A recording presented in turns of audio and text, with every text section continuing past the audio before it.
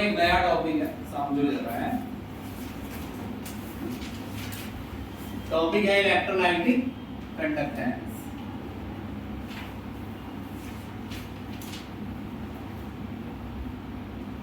भाई ऐसा है कि जो प्योर वाटर होता है वो इलेक्ट्रिसिटी कंडक्ट नहीं करता है, आपने सुना है, क्योंकि उसमें आयन नहीं होते। अब आपको जैसे लगता हो कि भाई प्योर वाटर में H प्लस और OH माइनस आयन होते हैं, तो ये भी सही है, मगर वो वैसे प्योर कैटायन और एनायन नहीं होते। H प्लस और OH माइनस है वो एक अलग बात है, लेकिन प्योर कैटायन और एनायन होना एक अलग बात होती है। अभी सुनना और आगे तो पानी में ऐसे प्योर कैटायन और एनायन नहीं होते, इसलिए पानी में इलेक्ट्रोलाइट डाला जाता है। इलेक्ट्रोलाइट वो सब्सटेंस होता है जो पानी में जाकर क्या प्रोड्यूस कर देता है, आयन। जैसे कि पानी में NaCl डाल दिया, तो पानी NaCl डालने से इलेक्ट्रिसिटी कंडक्ट करने लगेगा। क्या कारण रहेगा इसका? क्योंकि पानी में क्या है, आयन, और वो आयंस क्या करेंगे पानी में, फ्लो, जिससे क्या प्रोड्यूस होगी, इलेक्ट्रिसिटी। क्लियर है मेरी बात की? जी सर। इसको ना समझाना पड़े ज्यादा, एक बार फिर सुन लो। इसमें अभी पिछली क्लास हम पढ़ा रहे थे, 15 मिनट बीत गए, इसलिए मैंने आप ये सोचा है आप ऐसे ही सुन लीजिए पहले से। पानी में इलेक्ट्रोलाइट डालने का मतलब ऐसा सब्सटेंस डालना जो पानी में आयन प्रोड्यूस करे। आयन प्रोड्यूस करने से पानी इलेक्ट्रिसिटी कंडक्ट करने लगेगा, पानी हो चाहे कोई दूसरा सॉल्वेंट हो। क्लियर है मेरी बात?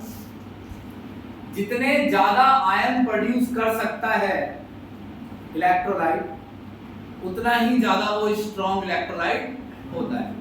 मैंने NaCl डाला पानी में, सेम अमाउंट में डाला इथेनॉइक एसिड, मगर दोनों के अंदर जाने से सेम नंबर में आयन प्रोड्यूस नहीं होते हैं। क्लियर है मेरी बात की नहीं? तो हमें पढ़ना है पहले, चलो पहले तो मैं समझ गया कि इलेक्ट्रोलाइट क्या होता है। इलेक्ट्रोलाइट होता है substance which produce electric which produce ion, substance जो क्या प्रोड्यूस करता है, ions in aqueous solution। Substance जो पानी में जाने पर आयन प्रोड्यूस करता है वो क्या कहलाता है, इलेक्ट्रोलाइट। मैंने HCl लिया, HCl कैसा इलेक्ट्रोलाइट है, स्ट्रॉन्ग। अभी आपको नहीं पता था, मैंने बताया है HCl कैसा इलेक्ट्रोलाइट है, स्ट्रॉन्ग। इसको मैंने पानी में डाला, इमेजिन करना मैंने इसे पानी में डाला, मेरा पानी, क्या ये पानी में जाकर टूटेगा? हाँ, H प्लस अलग, Cl माइनस अलग। मान लो मैंने 1000 यूनिट ली है, ये 1 यूनिट है, ऐसी 1000 यूनिट मैंने ली है, ये पानी में जाकर किसमें टूट रही है, आयन। अच्छा, ये आयन इतने बड़े बर्तन में होंगे, मान लो इतना पानी लिया होगा मान लो, तो आयन उसी बर्तन में घूम रहे हैं, H प्लस और Cl माइनस। तो आयन उसी बर्तन में घूम रहे हैं तो जुड़ भी तो सकता है, टूटे हैं तो वापस जुड़ भी सकते। तो रिएक्शन 2 डायरेक्शन में चलेगी, रिवर्स में भी चलेगी, लेकिन शुरुआत में कौन सा रेट फास्ट है, फॉरवर्ड। तुम्हें तो ये सब बातें पता ही है, शुरुआत में कौन सा रेट फास्ट है, फॉरवर्ड, लेकिन समय के साथ कौन सा फास्ट होने लगेगा, रिवर्स। कैसे? पहले फॉरवर्ड स्लो होने लगेगा, कैसे? फॉरवर्ड स्लो इसलिए होने लगेगा, अभी फास्ट है क्योंकि HCl घटने लगेगा। जब HCl घटेगा तो उसके टूटने की स्पीड भी घटेगी। भाई HCl 1000 है तो टूटेंगे भी ज्यादा, बचे हैं 200 तो टूटेंगे भी कम। भाई 1000 में से मान लो 900 टूट गए, 200 में से टूट रहे हैं 100 या 150। जितना ज्यादा HCl है, मान लो किसी ने 1 करोड़ HCl दिया हो तो वहां ज्यादा तेजी से भी टूट रहा होगा ये, तो धीरे धीरे HCl की अमाउंट घटेगी तो टूटने की स्पीड भी घटेगी, है ना।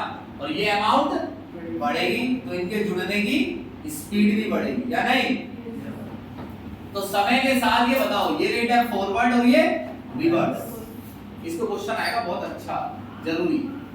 समय के साथ कौन सा रेट स्लो हो जाएगा और कौन सा फास्ट होने लगेगा, रिवर्स वाले का रीजन जानना है मुझे कि रिवर्स वाला समय के साथ फास्ट क्यों होने लगेगा। जितने ज्यादा आयन होंगे उतनी स्पीड से वो जुड़ेंगे। क्लियर है मेरी बात? हाँ, अब सुनो, फिलहाल कितने हैं यहाँ पर यूनिट? 1000। मान लो कितनी बची? 5 बची है क्या? अनडिसोसिएट। बाकी कहाँ चली गई? डिसोसिएट हो गई। कितनी डिसोसिएट हुई है? 950। क्या हो गई है? डिसोसिएट। तो 950 डिसोसिएट होने के बाद क्या अटेन हुआ है? इक्विलिब्रियम। हाँ, 995 डिसोसिएट होने के बाद क्या अटेन हुआ है? इक्विलिब्रियम। देखो, पहला टूटा, दूसरा, तीसरा, चौथा, पांचवा, 100वां, 110वां, 115वां, 901, 902, 903 टूटता ही चला जा रहा है। यानी लंबे समय तक कौन सा रेट फास्ट है? फॉरवर्ड। एंड ही होने वाली थी रिएक्शन, तब जाके क्या अटेन हुआ है? इक्विलिब्रियम। तो देर से इक्विलिब्रियम अटेन होने का कारण ये है कि आयंस में वापस जुड़ने की कैपेसिटी बहुत ज्यादा नहीं है। तो जब आयंस की संख्या बहुत ज्यादा होगी तभी ये क्या हो पाएंगे? कम, उस रेट से कम आए। जब ये बहुत कम हो जाएगी संख्या और ये बहुत तो लेकिन काफी टूट जाता है भाई। अगर इलेक्ट्रोलाइट क्या हो? स्ट्रॉन्ग, तो वो 95% से भी ज्यादा टूट जाता है। तो हम ऐसा पढ़ते थे कि भाई अगर हम कोई इलेक्ट्रोलाइट लें तो पूरी तरह नहीं टूटता है। मैंने लिए 10, तो 10 में से 8 टूट गए, 2 नहीं टूटे। तो जो 2 नहीं टूटे वो मजबूत होते हैं, वो भी टूट रहे हैं, मगर क्या अटेन हो गया? इक्विलिब्रियम। ये समझना है। समझ रहे हो मेरी बात? क्या ये जो 5 बिना टूटे बचे ये टूट नहीं रहे, लेकिन ये उसी स्पीड से जुड़ रहे हैं। तो ऐसा होने पे 5 तुम्हें बिना टूटे दिखते रहेंगे, है ना? तो स्ट्रॉन्ग इलेक्ट्रोलाइट में इक्विलिब्रियम देर से अटेन होता है, जल्दी? देर से अटेन होता है, इसलिए ज्यादा आयन बनते हैं। कब? ज्यादा। ये सब याद रखना आगे के लिए। इक्विलिब्रियम देर से अटेन होता है। अगला देखो, मैंने लिया इलेक्ट्रोलाइट CH3COOH। इसे कैसा इलेक्ट्रोलाइट कहते हैं? वीक। इसकी क्या समस्या है कि तुमने 10 मॉलिक्यूल लिए ना तो 2 ही टूटेंगे, 8 क्या रह जाएंगे? बिना टूटे। ये कोई अच्छा इलेक्ट्रोलाइट, ये ज्यादा आयन प्रोड्यूस नहीं कर पाता है।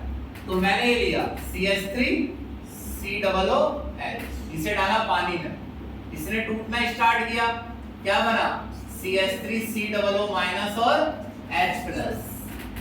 लेकिन इनमें जुड़ने की कैपेसिटी बहुत ज्यादा है, क्योंकि ये किसके आयन है? वीक इलेक्ट्रोलाइट के। तो इनमें टूटने की कैपेसिटी कम होती है, जुड़ने की बहुत, तो जल्दी ही क्या अटेन हो जाएगा? इक्विलिब्रियम। मान लो मैंने 1000 लिए थे, यहाँ कितने थे? 0। 1000 में से मान लो सिर्फ कितने टूट पाए? मान लो 50।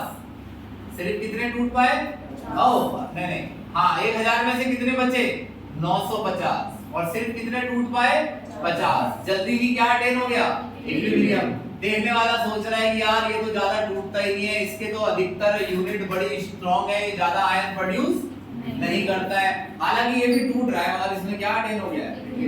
जल्दी। दोनों सेम ही बात है, बस इसमें जल्दी के लिए देर से अटेन हुआ है, उसमें जल्दी। पहले तो देखो, आगे शक्ल देखोगे चैप्टर की तो बहुत कुछ नजर आएगा, छोटा छोटा बारीक बारीक, पता नहीं क्या क्या लिखा है, लॉग एंड लॉग, पता नहीं, बहुत ही खिचड़ी है। चैप्टर का नाम ही खिचड़ी है, इलेक्ट्रोकेमिस्ट्री। ये एक चीज काफी चीजों को आसान बना देती है, 1-1.5 पेज कि वीक इलेक्ट्रोलाइट में जल्दी इक्विलिब्रियम अटेन हो गया है, तो ये ज्यादा टूटा नहीं। अच्छा, ज्यादा तोड़ने के लिए क्या करो?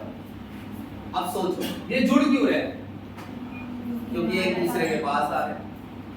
अगर मैं इन्हें समुद्र में डाल दूं 1000 तो टूटा, एक निकल गया जापान की तरफ, एक ऑस्ट्रेलिया, स्पेस बहुत ज्यादा है, तो क्या ये फिर जुड़ पाएंगे वापस? तुम्हें ऐसा नहीं लग रहा है जितना ज्यादा पानी लूंगा उतना इनका जुड़ना क्या हो जाएगा? मुश्किल। मान लो मैंने 1000 इस कमरे जितने पानी में डाले, तो एक वहां गया आयन, एक वहां गया, एक वहां गया, अलग अलग दिशा में गए, तो फिर इनके लिए जुड़ना बड़ा मुश्किल। जुड़ने के लिए क्या आना पड़ता है? पास। टूटने के लिए थोड़ी आना पड़ता है, जुड़ने के लिए पास आना पड़ता है। और जितना बड़ा कंटेनर होगा पास आना उतना मुश्किल हो जाएगा। यानी मेरी बात समझ रहे? तो अगर मैं इनफाइनाइट अमाउंट में वाटर ले लूं तो क्या ये टूटेगा पूरी तरह? जुड़ नहीं पाएगा। तो ये जुड़ नहीं पाएगा तो पूरी तरह टूट, भाई पूरी तरह क्यों नहीं टूट रहा है? क्योंकि ये जुड़ जाते हैं। अगर मैं जुड़ना रोक दूं तो फिर ये पूरी तरह टूट जाएगा। देखो ऐसे, क्या ये जो 950 बचे हैं ये टूट रहे हैं, है ना?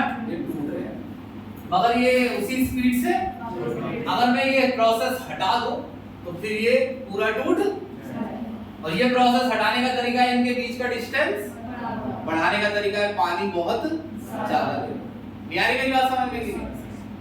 तो अगर मैं क्या कर दूं, इनफाइनाइट डाइल्यूशन, क्या कर दूं, इसी शब्द को समझना, कैसा डाइल्यूशन कर दूं, इनफाइनाइट।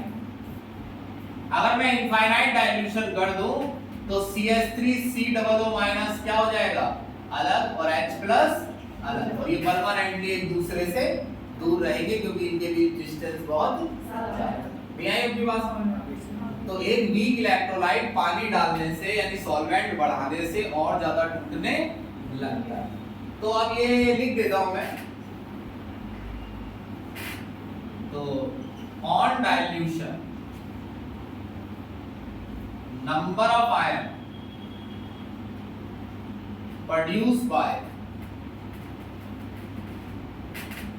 weak electrolyte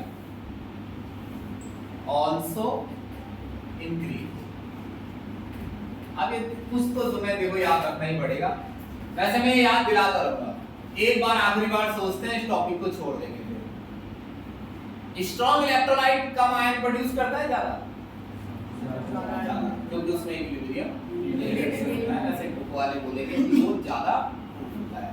ज्यादा क्यों टूटता है वो समझ गए ना, क्योंकि उसमें टूटते तो सभी हैं, अगर जल्दी इक्विलिब्रियम अटेन हो जाता है तो फिर आयन कम बनते हैं, देर से इक्विलिब्रियम अटेन होता है तो आयन ज्यादा बन चुके हैं। यही तो थ्योरी है, टूट सब रहे हैं। और अगर किसी भी इलेक्ट्रोलाइट को, चाहे वो वीक हो चाहे स्ट्रांग हो, अगर उसे पूरी तरह टूटना हो तो उसका क्या कर दो, इनफाइनाइट डाइल्यूशन, यानी उसमें बहुत ज्यादा क्या मिला दो, पानी, आयन, फिर आपस में जुड़ेंगे नहीं। क्लियर है बात की? अब सुनो, इससे क्या करना है, इसका करो, फोटो लेनी है या छोड़ दो।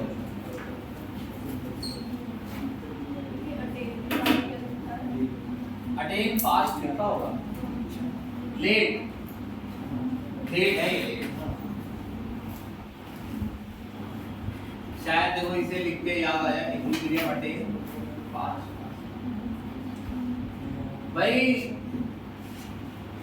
तुम आज के दिन तुम वो पढ़ते थे ना फिजिक्स, तो आज आए नहीं थे तुम 7 से 8 में चले गए, तो ये बैच में ये बंद करने वाले होंगे ये वाला बता दो इसे।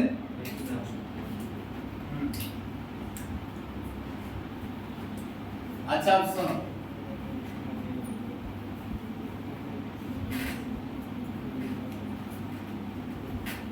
अच्छा ये देखो, एक बात बताओ,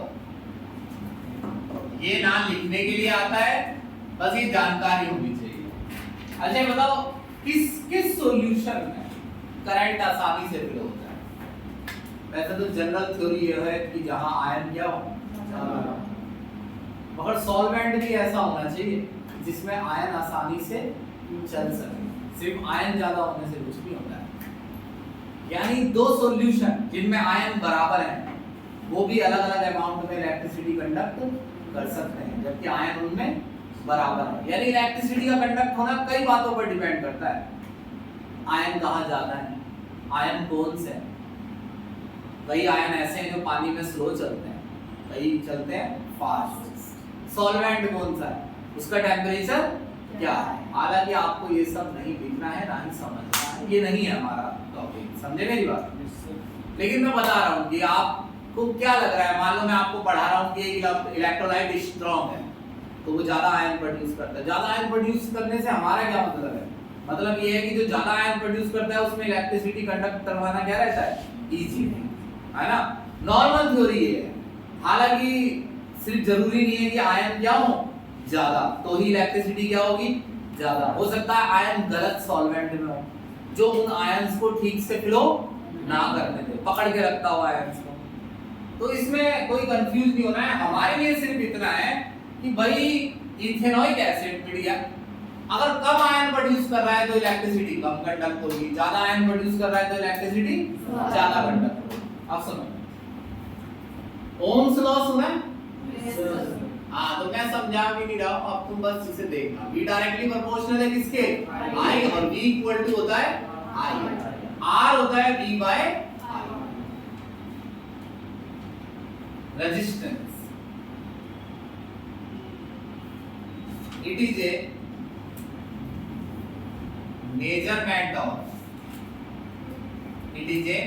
measurement of obstruction in flow of electric charge or electric current। सुनना यहाँ बात ध्यान से, पढ़ा होगा तुमने रेजिस्टेंस, लेकिन मेरी बात सुनो। तुम सबका अगर मैं रेजिस्टेंस बता रहा हूँ, मैं इस तरीके से कह रहा हूँ तेरा 100 है, तेरा 200 है, तेरा 300 है, तेरा 400 है, तो मैं तुम्हें क्या बताना चाह रहा हूँ? किसी चीज का मेजरमेंट बता रहा हूँ, जिसे कहते हैं माप या नाप। वो मेजरमेंट क्या बता रही है? वो मेजरमेंट बता रही है, अगर मैं लक्षित से कहता हूँ कि इसका रेजिस्टेंस 100 है और 1 मीटर का 200 है, एशमिथ का 200 है, तो इसका मतलब ये हुआ कि एशमिथ में करंट फ्लो होना ज्यादा मुश्किल है। यानी अगर मैं किसी को रेजिस्टेंस बताता हूं कि फलाने का 1000 ओम है, तो इसमें करंट के फ्लो में ऑब्स्ट्रक्शन सबसे ज्यादा है। तो डेफिनेशन में ये लिखा है कि रेजिस्टेंस में ये नापा जाता है कि किस कंडक्टर में करंट फ्लो होना कितना मुश्किल है, यानी करंट के फ्लो में कितना ज्यादा ऑब्स्ट्रक्शन है।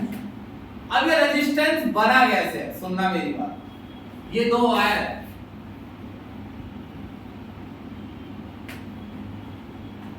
ये पता नहीं है कोई निकेल का है कोई कॉपर का है, इससे कोई मतलब नहीं है, हमें तो इतना पता है ये सैंडी है और इस वायर का नाम मैंडी है। भाई सैंडी कह रहा है मैंडी से कि अबे मेरे अंदर करंट फ्लो करके देख, ऐसे जाता है बिल्कुल मक्खन। समझ रहे हो मेरी बात? लंबी लंबी फेंक रहे, वो कह रहा है कि अरे मेरे अंदर तो करंट समझ ले दिखता ही नहीं, कब निकल गया, तो छूते ही चला जाए। यानी ये कह रहे हैं कि ये बता रहे हैं कि इनके अंदर करंट फ्लो होना कितना आसान शब्द नहीं बोल, कितना कम मुश्किल है। मैंडी कह रहा है कि मेरे अंदर तेरे से कम मुश्किल मेरे अंदर है। आसान शब्द नहीं बोल रहा, उसका कारण बता रहा हूं। आसान हम पढ़ ही नहीं रहे, हम पढ़ रहे हैं ऑब्स्ट्रक्शन, हम तो मुश्किल पढ़ रहे हैं। आसान तो कंडक्टेंस में आता है वर्ड। ये एक दूसरे से आसान वर्ड बोल ही नहीं रहे, ये कह रहे हैं मेरे में कम मुश्किल है, वो कह रहा है मेरे में बहुत ही कम मुश्किल है। तो भाई अगर ये लड़ रहे हैं तो इससे अच्छा ये है ना, साबित करके इन्हें नंबर दे दो कि तेरे में इतना मुश्किल है और तेरे में इतना। भाई दो बच्चे लड़ रहे हैं, मैं लंबा, कैसे साबित होगा कौन लंबा है? नंबर से। एक 5, तेरा नंबर है 5 फुट 7, तेरा 5 फुट 8, तो नंबर दिया जाता है। तो ऐसे हम इन्हें अगर नंबर दे दें कि भाई तेरे अंदर करंट फ्लो होना इतना मुश्किल है और तेरे अंदर इतना मुश्किल है, मुश्किल ही मुश्किल चलेगा शब्द, क्योंकि वर्ड चलेगा सिर्फ ऑब्स्ट्रक्शन, है ना। तो तरीका क्या है इसका? बड़ा आसान है, वोल्टेज डिवाइड बाय करंट। कैसे निकलता है आप? Voltage divide by current, voltage divide by current, दोनों को सेम वोल्टेज देते हैं 220 वोल्ट। इसने करंट बनाया 2 एम्पीयर, कितना आया? 110 वोल्ट। 1 एम्पीयर करंट फ्लो करने के लिए कितना वोल्टेज ले रहा है? 110 वोल्ट। इसने करंट फ्लो करवाया 220 वोल्ट में, मान लो 22 एम्पीयर, कितना आया? 10 वोल्ट पर एम्पीयर। 1 एम्पीयर के लिए कितना वोल्ट ले रहा है? तो किसमें कम मुश्किल है करंट फ्लो होना? मैंडी में, क्योंकि मैंडी सिर्फ 10 वोल्ट ले रहा है। कितने एम्पीयर के लिए? ये, और ये कितना वोल्ट ले रहा है? 110। अब वोल्ट पर एम्पीयर को लिख दिया उन्होंने ओम, क्योंकि मुश्किल होती है ऐसे बोल रहे हैं। ये हो गया 110 ओम और ये हो गया कितना? 10 ओम। अब समझना, तो जब मैं मैंडी को 10 ओम बताता हूं तो 10 ओम मैंडी के बारे में यही तो बता रहा है कि 10 ओम कम वैल्यू है, इसका मतलब मैंडी में कम ऑब्स्ट्रक्शन है और सैंडी में ज्यादा ऑब्स्ट्रक्शन। तो तो रेजिस्टेंस जस्ट एक मैथमेटिकल वर्ड है जिसमें वोल्टेज को करंट से क्या कर दो डिवाइड, सब्सटेंस का क्या निकल जाता है, एक नंबर निकल जाता है। वो नंबर ये बताने के काम आता है कि किसमें करंट के फ्लो में ऑब्स्ट्रक्शन कम है और किसमें ऑब्स्ट्रक्शन ज्यादा है। अच्छा मान लो कि मैं ऐसे तुमसे ऐसे कहूं तुम कम नालायक, होशियार नहीं कह रहा मैं कह रहा हूं ये कम नालायक, ये ज्यादा नालायक है। जतिन ने पूछा सर मैंने कहा तू तो बहुत ही कम नालायक। तो बच्चे कह रहे हैं नालायक नालायक क्या कर रहे हो, इससे बढ़िया बता दो कौन कितना होशियार है। ठीक हो, तो अगर आप ये बताएं कि किसमें करंट फ्लो होना कितना इजी है तो वो बन जाता है कंडक्टेंस, और ये बताओगे कि किसमें करंट फ्लो होने में कितना ऑब्स्ट्रक्शन है तो वो बन जाता है रेजिस्टेंस। आ रही मेरी बात समझ में? तो यही वायर कह रहे हैं कि भैया ये कम मुश्किल और ज्यादा मुश्किल छोड़ो, आसान से बताओ कि मेरे अंदर ज्यादा आसान है और मेरे अंदर कम आसान है। तो आपको इसके लिए क्या निकालना पड़ेगा, कंडक्टेंस। तो कंडक्टेंस क्या मेजर करता है बताओ डेफिनेशन। हाँ अब इसकी डेफिनेशन देखना, it is measurement of each flow of electric current। ये नापता है कि करंट फ्लो होने में कितनी आसानी है। क्या करें इसके लिए, इसी का रेसिप्रोकल कर दो, 1/110 और 1/10। अब ये बताओ रेसिप्रोकल करने से क्या हुआ भाई मानस, रेसिप्रोकल करने से क्या बदल गया। रेसिप्रोकल कम करने से बदल ये गया कि जो छोटी वैल्यू है वो तो हो जाएगी बड़ी और बड़ी हो जाएगी छोटी, तो उनका मीनिंग भी बदल सकते हो तुम। अब 1/10 कितना आता है 0.1 और 1/110 मैं बताऊं निकाल लिया। 100 लिखो पहले, फिर 1000 लिखो, फिर 9 लिखो, 0.9 0.009 ज्यादा हो गया क्या है? सही है 0.009। ये क्या हो गया, ये वैल्यू क्या हो गई छोटी और ये बड़ी, तो अब इनका मीनिंग भी बदल गया। अब ये बड़ी वैल्यू का मतलब है कि इसमें करंट फ्लो होना ज्यादा इजी है और इसमें करंट फ्लो होना कम इजी। आ रहा है मेरी बात समझ? Yes sir. अब कंडक्टेंस कैसे निकलता है 1 में रेजिस्टेंस। तो ये फॉर्मूला ये बस तुम्हें देखो ऐसे घुमाया जाता है, तुम ये देखो जैसे मैं तुम्हें घुमा रहा हूं कि रेजिस्टेंस बताना है, उसकी एक डेफिनेशन रख दी, हालांकि वो number bus voltage divide by current से निकल जाता है, बस वो पता तुम्हें बता दिया कि इस नंबर का क्या मीनिंग है। जैसे पेपर में अब उठा दे तू क्यों नहीं सुन रहा है। तो अच्छा अब आर किस में निकाला जाता है, ओम में। ओम को लिखते हैं पर ओम, ऊपर आ जाएगा ना, पर ओम को लिखते हैं साइन। क्या लिखते हैं, इसकी स्पेलिंग पर भरोसा मत करना मेरे को। तो कंडक्टेंस की यूनिट क्या है साइन। मगर हम पढ़ रहे हैं इलेक्ट्रोकेमिस्ट्री यानी केमिस्ट्री, हमारे अंदर हमारे यहाँ वायर नहीं आते हैं, हमें करंट वायर्स में फ्लो नहीं करना है, हमें करंट फ्लो करना है किसमें, सॉल्यूशन। समझ रहे हो? तो सॉल्यूशन और वायर में क्या फर्क आ जाता है, बस थोड़ा लेंथ और एरिया नापने का फर्क आ जाता है। वायर का लेंथ भी जल्दी निकलता है और एरिया। सॉल्यूशन में ये चक्कर होता है। ये एक बर्तन है,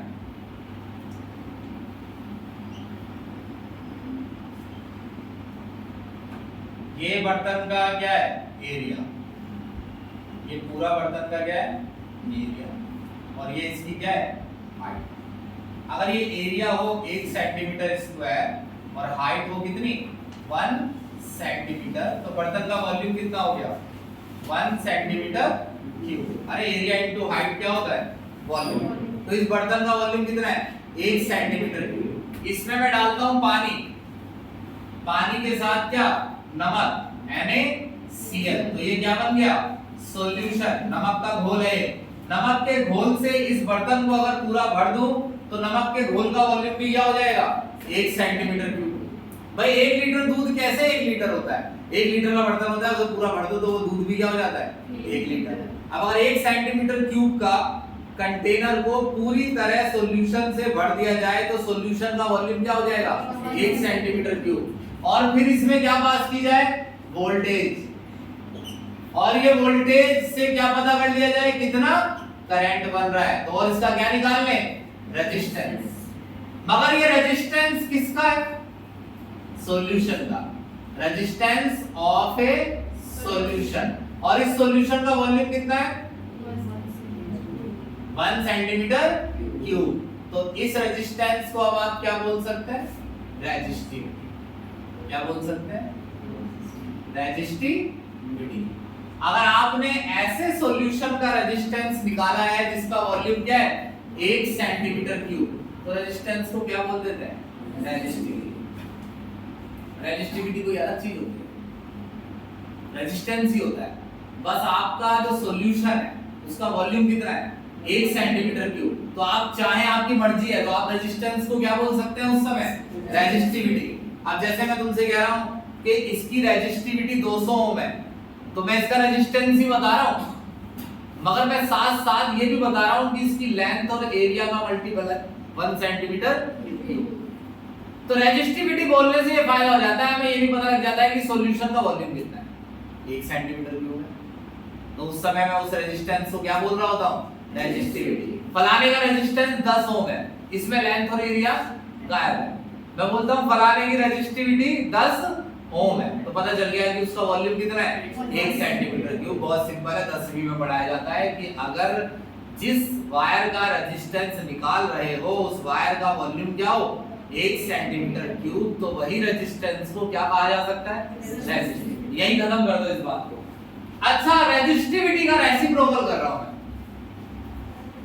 तो वो क्या बन जाएगा कंडक्टिविटी। क्या बन जाएगा कंडक्टिविटी।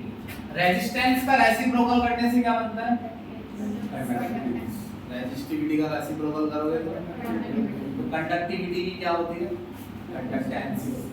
मगर वो ऐसे सॉल्यूशन की कंडक्टेंस होती है जिसका वॉल्यूम क्या हो 1 सेंटीमीटर क्यूब। ये कंडक्टेंस भाई किसी भी सॉल्यूशन की है, लेकिन अगर मैं कंडक्टेंस को क्या बोल दूं कंडक्टिविटी, तो मैंने ऐसे सॉल्यूशन की कंडक्टेंस निकाल ली है जिसका वॉल्यूम क्या है 1 सेंटीमीटर क्यूब। क्लियर है ये बात।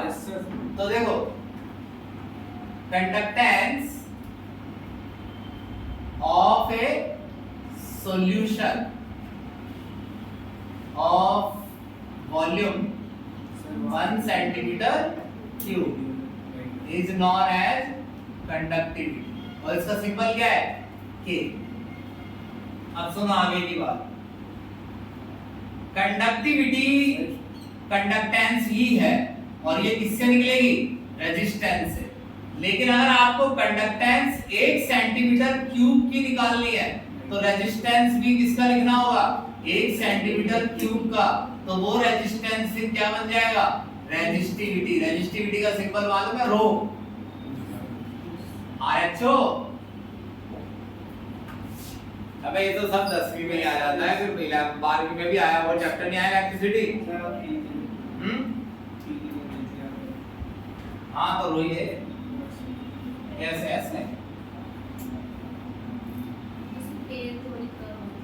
हाँ तो मतलब तुम समझ जाओ 1 में रो। अब इसका लास्ट टॉपिक है मोलर कंडक्टेंस आज का। ये सभी टॉपिक मोलर कंडक्टेंस पढ़ने के काम आते हैं, बस इतना। आप कंडक्टेंस भूल जाए चलेगा, बस ये ना भूले कि कंडक्टेंस होता है 1 में रेजिस्टेंस। सिर्फ इतने से काम चल जाएगा। मैंने जो भी बोला उसमें सिर्फ इतने से V किसके इक्वल होता है IR, R होता है V/I। R रेजिस्टेंस होता है, V वोल्टेज और I करंट। सिर्फ इतने से सुनना। इसके बाद आता है भाई रेजिस्टेंस क्या होता है। रेजिस्टेंस का रेसिप्रोकल कर दो तो उसको क्या बोलते हैं कंडक्टेंस। भाई अब तो ये देखो कि कई जगह तो टीचर बोलते भी सीधा सीधा है, वो ये कहते हैं कि भाई कंडक्टेंस का क्या मतलब है रेसिप्रोकल कर दो किसका रेजिस्टेंस का, वो क्या बन जाता है कंडक्टेंस। वो सीधा सीधा याद भी रह जाता है बच्चों को। रेजिस्टिविटी रेजिस्टेंस ही है 1 सेंटीमीटर क्यूब वॉल्यूम, एरिया नहीं 1 सेंटीमीटर क्यूब वॉल्यूम का, वो क्या बन जाता है रेजिस्टिविटी। रेजिस्टिविटी का रेसिप्रोकल कर दो तो क्या बन जाता है यूनिट। बिल्कुल याद रखनी है। देखो क्यों याद रखनी है, बुक दिखाओ एक बार। देखो यूनिट जरूर याद रखनी है। इस पेज को देखो, अगर तुम इस पेज को अपने आप पढ़ोगे तो कई दिन लग जाएंगे इसे समझने में। ये रहा 79 और यहाँ यूनिट आसानी से दिखेगी, पर ओम साइमन क्लियर रहेगी। ये देखो कैसा है, क्या क्या लिखा है, के साइमन पर सेंटीमीटर। अभी तो हम यहाँ है इस जगह पर। लव, अब बताओ भूले हुए थे, अब उसकी फोटो दे।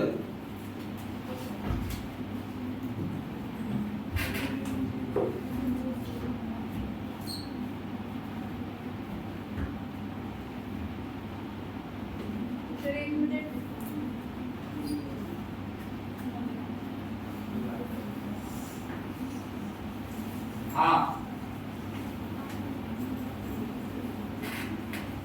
भाई, ये जो टॉपिक है यही हमारा आज का टॉपिक है।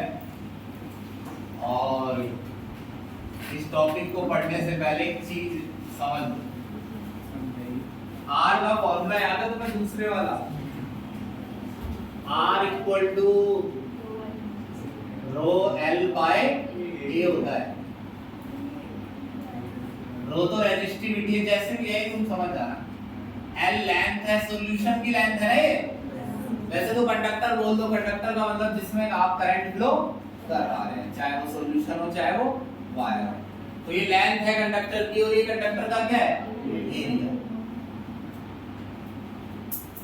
ओम की यूनिट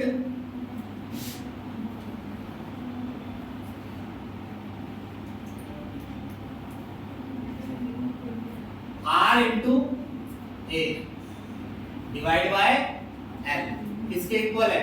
रेजिस्टिविटी। R किसमें नापा जाता है? ओम। एरिया सेंटीमीटर स्क्वायर या मीटर स्क्वायर। बस यहाँ सेंटीमीटर स्क्वायर लोगे तो लेंथ भी किसमें लेना? सेंटीमीटर। इतनी बातें तो तुम्हें पता रहती हैं। ओम सेंटीमीटर। कंडक्टिविटी होती है 1 में रेजिस्टिविटी। अगर रेजिस्टिविटी क्या है? ओम सेंटीमीटर, तो ये हो गया पर ओम और पर सेंटीमीटर। पर ओम को क्या लिखते हैं? साइमन पर सेंटीमीटर। तो कंडक्टिविटी की यूनिट क्या है? साइमन पर सेंटीमीटर, और रेजिस्टिविटी की ओम सेंटीमीटर। अच्छा, अब ये मैंने हेडिंग डाली है मोलर कंडक्टेंस या मोलर कंडक्टिविटी। बताओ ये अलग अलग वर्ड है या सेम?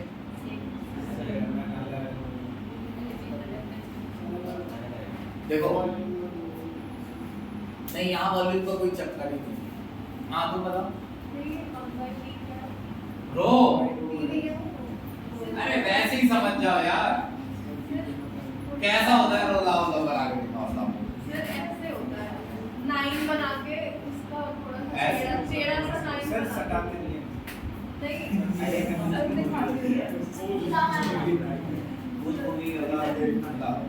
सर ऐसे होता है।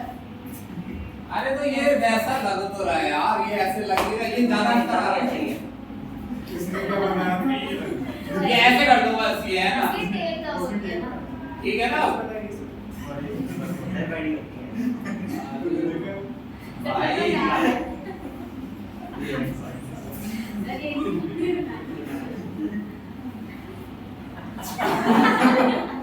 हाँ ठीक है, ये लो, ठीक है। अब तुम ऐसे समझ लो, मेरे को तो ऐसे आता है। अब सुनो, ये है मोलर कंडक्टेंस या मोलर कंडक्टिविटी।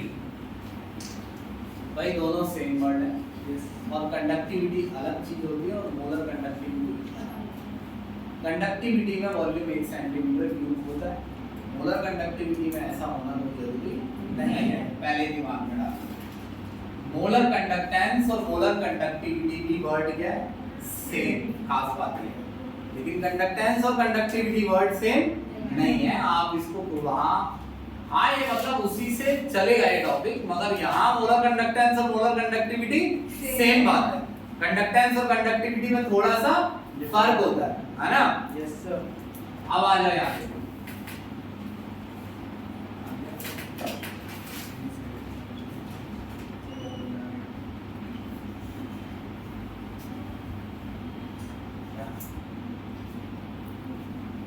भाई ये एक इलेक्ट्रोड है, इसका एरिया है 1 सेंटीमीटर स्क्वायर और लेंथ है इसकी कितनी 1 सेंटीमीटर। ठीक है, इसमें माइनस है इसमें प्लस। मैंने इसमें सॉल्यूशन भर दिया है।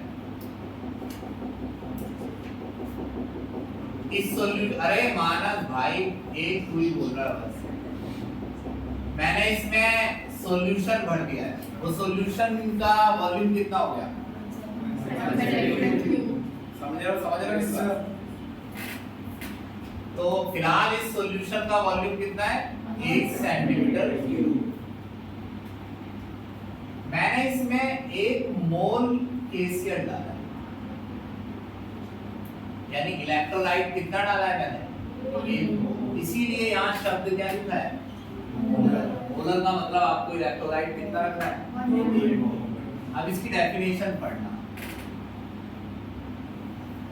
1 मोल इलेक्ट्रोलाइट, ये तो ठीक है पहला वर्ड। तो 1 मोल इलेक्ट्रोलाइट से प्रोड्यूस आयन, एक ही बात है, 1 मोल इलेक्ट्रोलाइट लोगे तभी 1 मोल इलेक्ट्रोलाइट से क्या प्रोड्यूस होंगे आयन। यानी ये तो लिखना ही है 1 मोल इलेक्ट्रोलाइट से प्रोड्यूस आयन की कंडक्टेंस। अगर आपका इलेक्ट्रोलाइट कितना है 1 मोल और 1 मोल इलेक्ट्रोलाइट से आपकी कंडक्टेंस की क्या वैल्यू आती है तो वो क्या बन जाता है मोलर कंडक्टेंस। अब एक बात सुनो, इसमें 1 मोल इलेक्ट्रोलाइट है या नहीं है?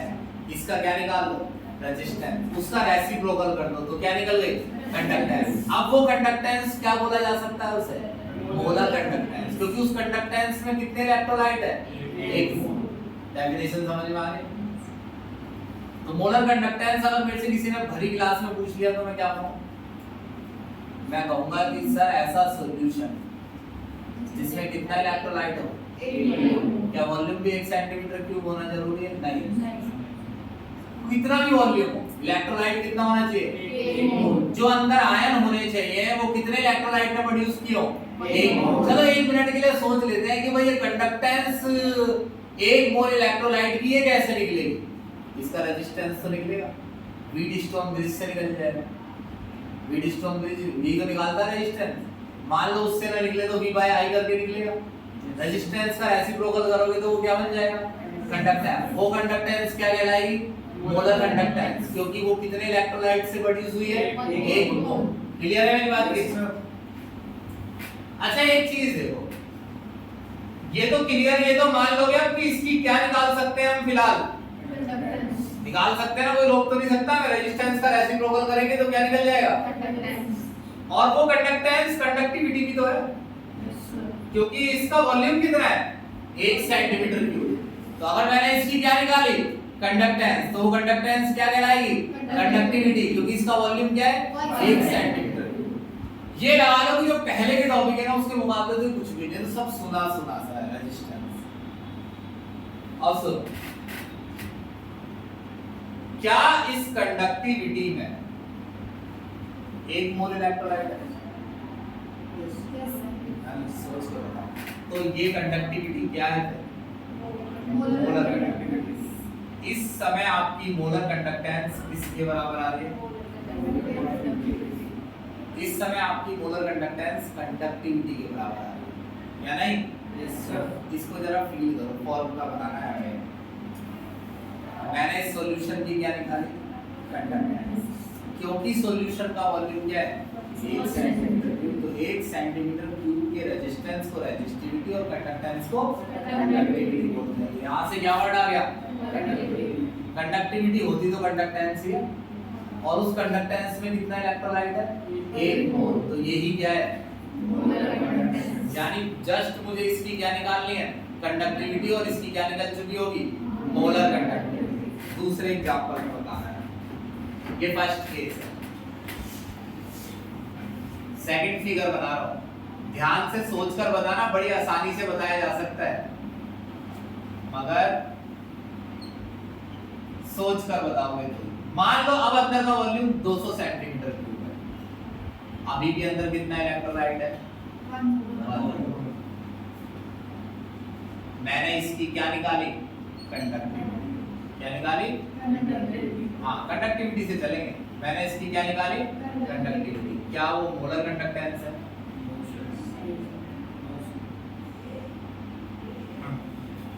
अब बताओ। नहीं, क्योंकि कंडक्टिविटी का मतलब आपने सिर्फ 1 सेंटीमीटर क्यूब की कंडक्टेंस निकाली। क्या जो 1 मोल इलेक्ट्रोलाइट है वो सारे उस 1 सेंटीमीटर क्यूब में थे? वो सारे तो कितने में?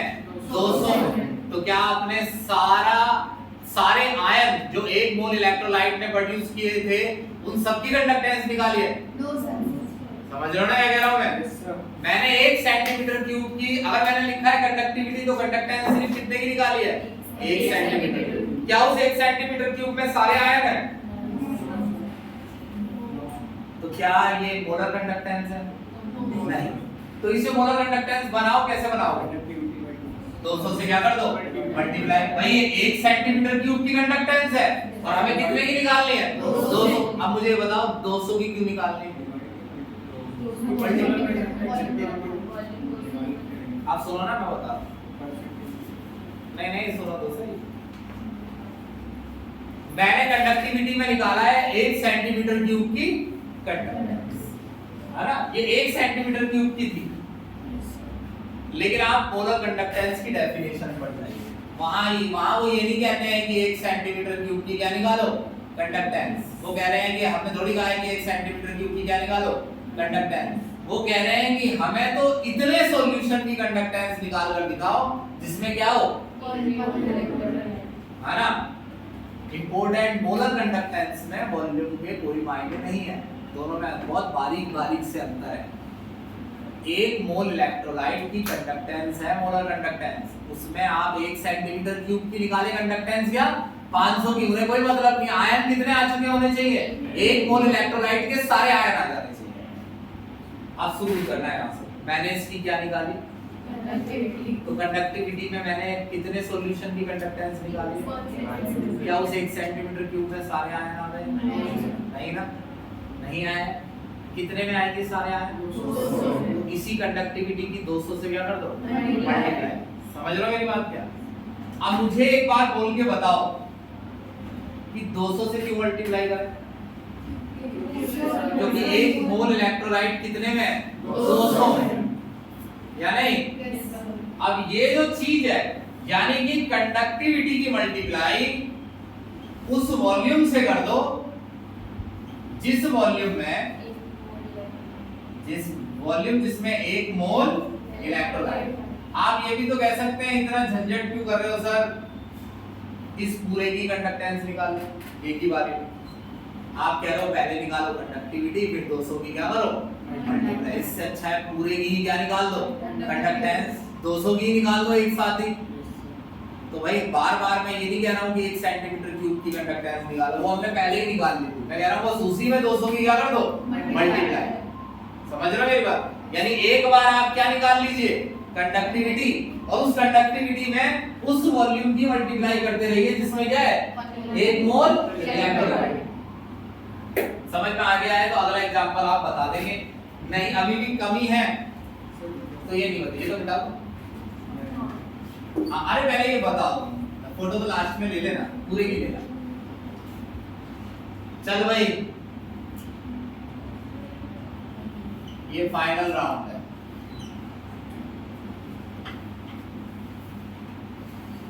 अब इसमें वॉल्यूम है मान लो 500 सेंटीमीटर क्यूब, इलेक्ट्रोलाइट है मान ले 4 मोल।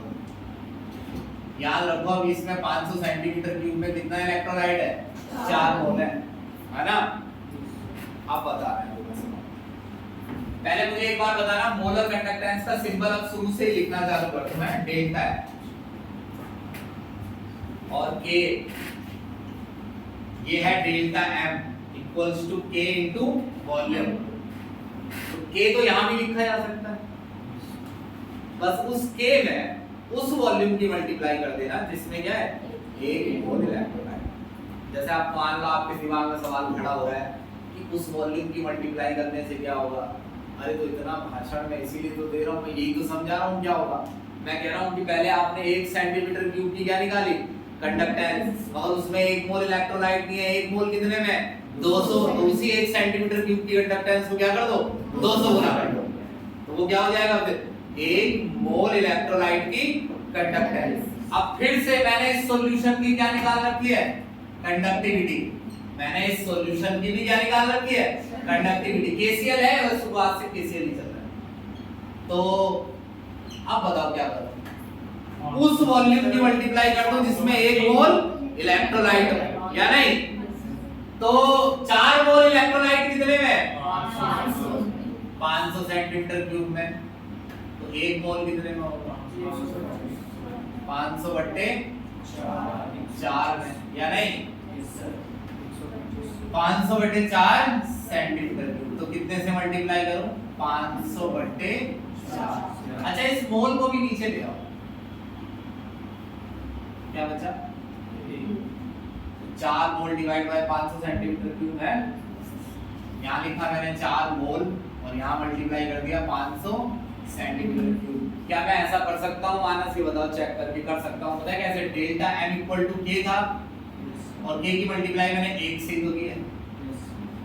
ये 500 बटे 4 किसके इक्वल है 1 या नहीं। 500 सेंटीमीटर क्यूब बटे में 4 मोल अभी तो निकाला मैंने, किसके इक्वल है 1। अब आप कहें सर ऐसे ही कर लो, ऐसे भी कर लो, कोई दिक्कत नहीं, मगर इससे एक चीज ज्यादा समझ आएगी, कम नहीं, इससे एक चीज कम समझ आएगी। अगर मोल को कहां ले आओगे नीचे, तो एक चीज ज्यादा समझ आएगी। अच्छा delta m equals to k into 500 centimetre cube divide by 4 mole, है ना। अच्छा ये 500 नीचे नहीं आ सकता, ये बताओ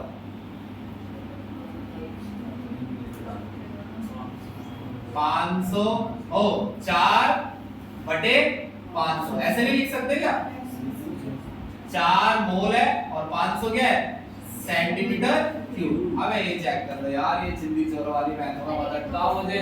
4 के नीचे आ सकता है ना 500, तो ये तो मोलैरिटी हो गई भाई, 4 मोल और कितना वॉल्यूम है, तो k को किससे डिवाइड कर दो मोलैरिटी से। आ रही है बात समझ में आपकी नहीं, तो क्या निकल जाएगी molar conductance k divide by molarity. हाँ c क्या है यहाँ मोलैरिटी, कंसंट्रेशन होता है इसका मतलब। अरे नहीं आया फॉर्मूला समझ, और तुम्हें तभी अच्छा लगता है delta equal to k by c लिख के खत्म कर दो टॉपिक में। यहाँ लिखो molar conductance delta equal to k को डिवाइड कर दो किससे मोलैरिटी से, मतलब बस इतना ही है। मगर इससे क्वेश्चन कम होते हैं, इससे ज्यादा होते हैं, क्योंकि हर क्वेश्चन इस पे डिपेंड नहीं आता है। कई में तो 200 ही आएगा, बट डायरेक्ट 200 से क्या कर देना है मल्टीप्लाई कर देना, समझे। हर किसी में मोलैरिटी थोड़ी आती है, कई में तो कंडक्टिविटी ही निकालनी है। डेल्टा m किसके ही बराबर है कंडक्टिविटी। समझ गए कि नहीं समझ गए, फॉर्मूला समझ में आ गया ना। एक एक्सपेरिमेंट और करना है बस छोटा सा, सुनो, कहीं सर्कल बना के कर देता हूँ। अब इसे बंद कर,